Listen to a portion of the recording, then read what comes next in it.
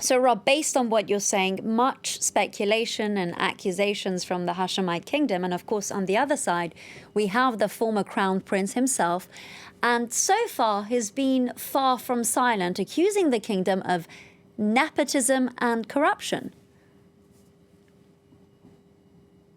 Yeah, nepotism, corruption, cracking down on free speech, not listening to the tribal leaders. Now, some would say, well, his case would have been stronger, if he had come out publicly and said some of these things, over the past few years. Why is it only now that, he's under house arrest, that he uses 2 videos sent to the BBC to make his accusations clear? But, the issue of corruption, well, again, we haven't had anything to substantiate that from him either.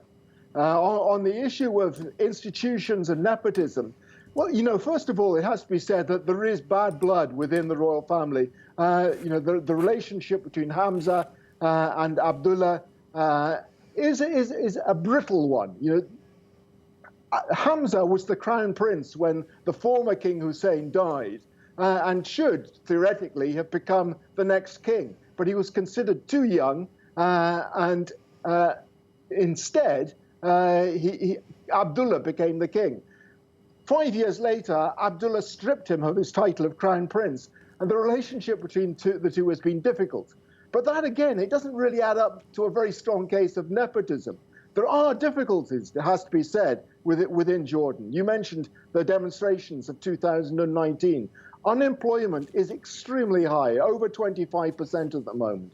Jordan faces enormous difficulties because of the refugees coming in from Syria, almost 1.5 million of them.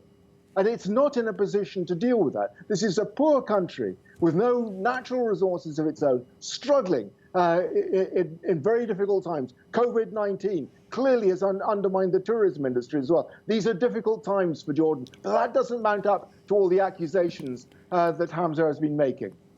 Difficult times for Jordan, many accusations flying about, but little evidence. Thank you so much for that analysis, our Chief Foreign Editor, Rob Parsons.